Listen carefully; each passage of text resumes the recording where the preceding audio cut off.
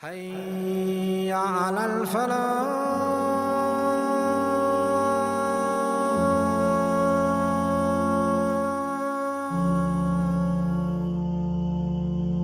And verily we sent revelation and we revealed to the mother of Musa, give the milk and suckle your boy. Give him as much milk as he wants. And if and when you become afraid for his safety, then put him in the river. And don't fret, and don't be afraid. Verily, we're going to return him back to you, and we're going to make him from those who are messengers. So when she put the child in the river, some of the members of the household of Fir'aun, they picked the child up out of the river. And they did that so that Musa would become an enemy to them and a cause of their sorrow and animosity. Verily, Fir'aun and his chief minister Haman, as well as their soldiers, all of them were evildoers, all of them were wrongdoers. The wife of Fir'aun, when the baby was brought to her, she said, this child is going to be a cooler of our eyes, cooler of my eye and a cooler of your eye, ya Fir'aun. It may be that he's going to benefit us, or we can take him as a son. And they didn't realize what they were doing. That the heart of the mother of Musa alayhi salam became empty. When she came to realize that Musa is in the hands of Fir'aun, she was about to simply go and knock on the door of Fir'aun and says, I want my child back. Right? So Musa alayhi salam is not brought up in his mother's home. His stepfather is Fir'aun, and his stepmother is Asiyah. Being brought up in the home of Fir'aun, of a man who proclaimed himself to be God. Long ago there lived a great woman. The Prophet Muhammad sallallahu alaihi wasallam, he mentioned in a hadith where he said, the best women in the world were four. And from them was the wife of Pharaoh, Asiyah bint Muzahim. She lived in a time of Musa, the time of Moses, in a time of the pharaohs. Asiyah bint Muzahim lived in a bad time. She lived in a very difficult time. She lived in a house filled with sins, kufr and shirk. Her husband was who? Her husband was Fir'aun, the one who used to say, I am your Lord the Most High. He used to gather the children of Israel and say to them, do I not own the kingdom of Egypt? And these rivers that flow below me, do you not see? This was the husband of Asiyah, one of the four greatest women to set foot in this world. When the basket of Musa arrived at the bank of the river, near the palace, it was Asiyah who took him to Fir'aun. And she pleaded with Pharaoh, saying, a pleasure to my eye and yours. Which he replied, La. No, a comfort and a pleasure for your eye only, as for me, no. Me, never. Asiyah, she pleaded with Pharaoh when she brought Musa, and she said, perhaps he may benefit us, or we could take him as a son. And then Allah says, and they didn't feel anything. Meaning they had no idea of what was to come of Musa becoming a prophet in the future. So when Asiyah saw Musa alayhi salam, she instantly fell in love with him. And this baby that fell into her hands was even more special because Asiyah alayhi salam was unable to have children. Musa alayhi salam is raised in this palace of Fir'aun, and Asiyah dedicates herself to Musa alayhi salam as if she is indeed his mother. She raises him, she continues to love him. She brings in the mother of Musa alayhi salam, not knowing that she is the mother of Musa alayhi salam, to be a wet nurse for Musa alayhi salam. As for what took place between Asiyah and Musa in the palace, we do not know. So we say, Allahu A'lam, Allah knows best. After the event of when Musa accidentally killed someone, he fled to an eastern region called Madian. Asiyah, at that moment, she lost her adopted son. For 10 years, he was away. And then Musa came back. And he was calling to the religion of Allah. He was calling to the truth. So Musa alayhi salam had just invited him to Allah, had showed him the signs of Allah, and in his obstinacy And in his arrogance and pride, he goes back to his people, makes a grand scene, calls everyone there, and says, I am your Lord, the Most High. Now just imagine the difficulty that Asiyah alayhi salam is in right now. A woman living with a man who believes himself to be God. And she knows, of course, all of his imperfections because she's his wife. And here Fir'aun is making this grand call, strutting around the streets and saying, I am Allah, I am your God. Asiyah alayhi salam was in that difficulty in that moment. When Musa alayhi salam is continuing in his challenging of Fir'aun, Fir'aun, of course, he has his backup, his support. And the support for Fir'aun were his magicians. And the way that he was able to convince people that he was Allah, he was God, is through his magicians. Fir'aun in his dialogue with Musa alayhi salam, have you come, O Musa alayhi salam, to expel us from our land with your magic, O Musa? Fear of loss of power, loss of control. This is all it's about, really, isn't it? So let there be between us and you an appointment, and that people will be gathered in the early morning. Asiyah alayhi salam is still there in the background right now, and so then they gather on the day, magicians and Musa alayhi salam. Ya Musa, either you're the first one to throw your stick, or we be the first ones to throw the sticks.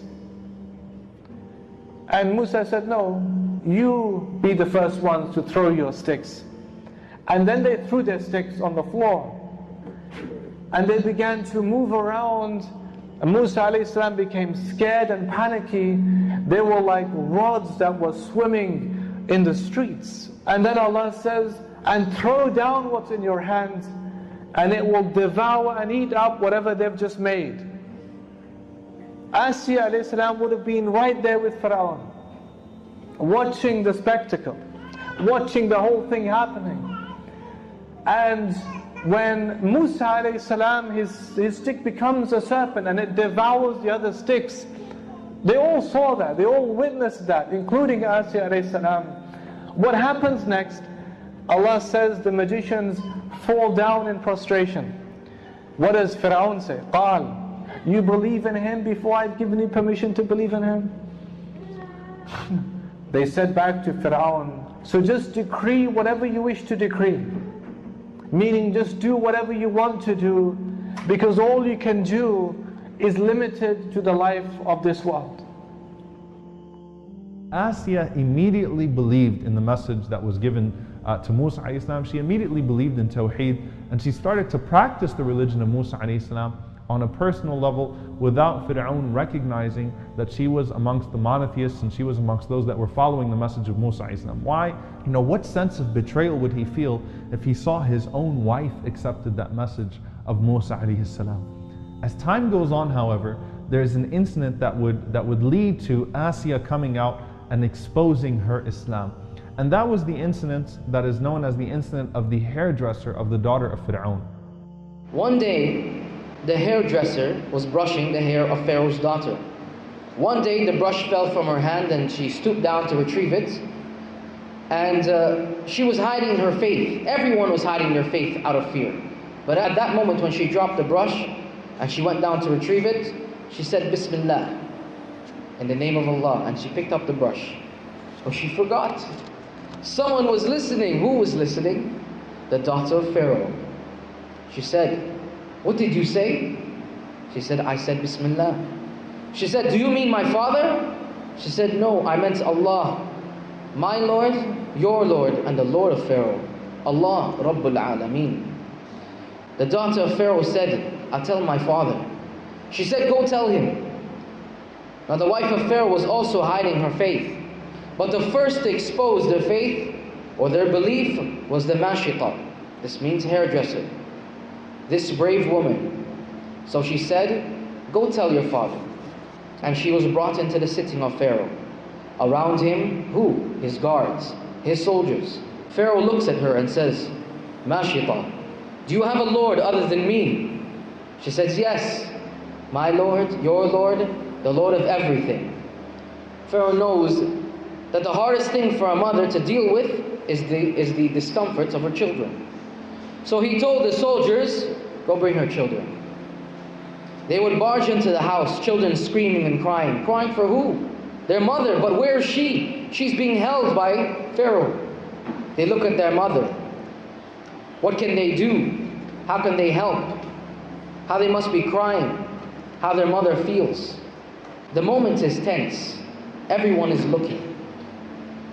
Take back what you say. With one word she can end all of this. But no, she loves Allah. She believes. When the Prophet Muhammad ﷺ journeyed to the heavens, in the seventh heaven, he smelt a beautiful aroma. So he asked the angel Jibreel, "What is this beautiful smell?" He said, "That's the scent of the Mashita, the hairdresser of Pharaoh and her children." It is at that moment that Asiyah, as she saw the cruelty of Fir'aun, and she saw the bravery of that woman. So Asiyah sees that, and Asiyah says, "You know what? If Fir'aun is like that, and this woman had the guts to stand up to him and that courage," she says, "then I'm also going to go up to him and stand up to him." So she walks up to Fir'aun and she says, "Ya Fir'aun, I have disbelieved in you. I don't care what you're going to do. And I believe in the Lord of Musa and the Lord of Harun, the Lord of all of the worlds." How can a wife disbelieve in her husband? He wouldn't kill her right away, because it would be a bad decision politically. She's from the royal family. He would talk with her first and dialogue with her, and then he would become harsher. She had a palace.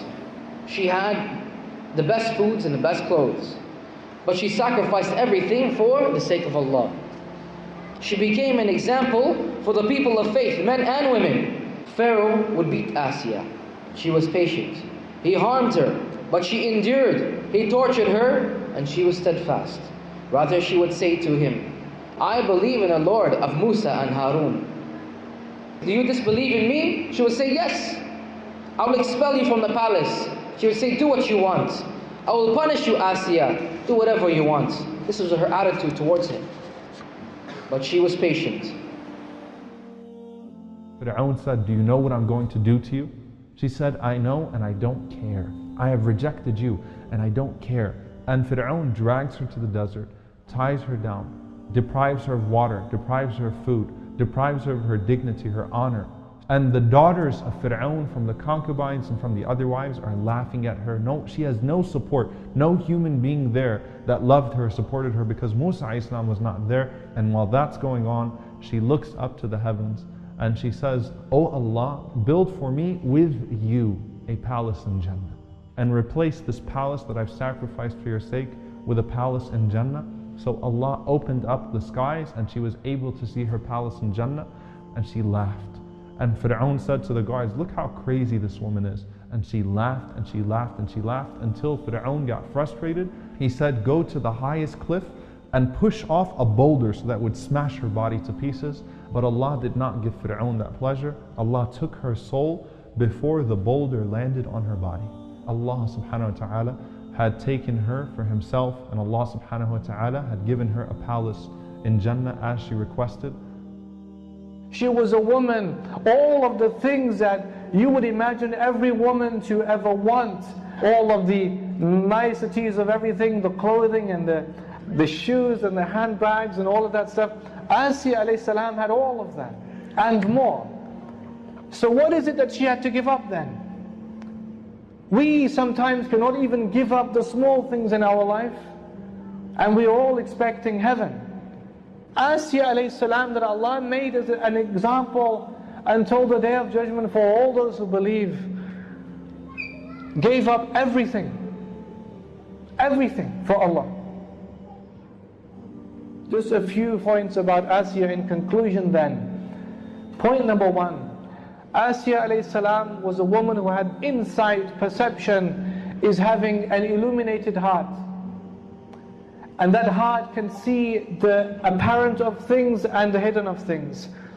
And Allah gave that as a gift to Asiyah. She could see the deception of Fir'aun. Number two, Asiyah did not allow herself to be defined by her circumstances.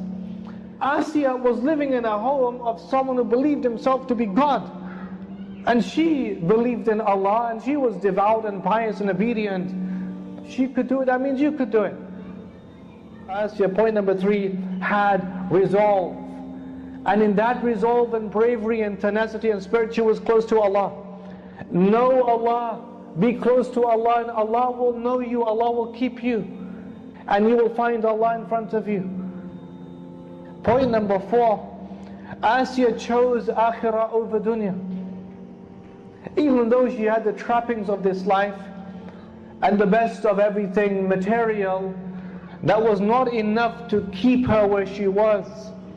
So all the things, the industries, the manufactured women and the men and the clothing and all the gimmicks they give us, and living in a world of consumption and consumerism, we just chase the world. Asiyah alayhi salam had to break the status quo. And she realized, no, the truth of the matter is that happiness is in the next life.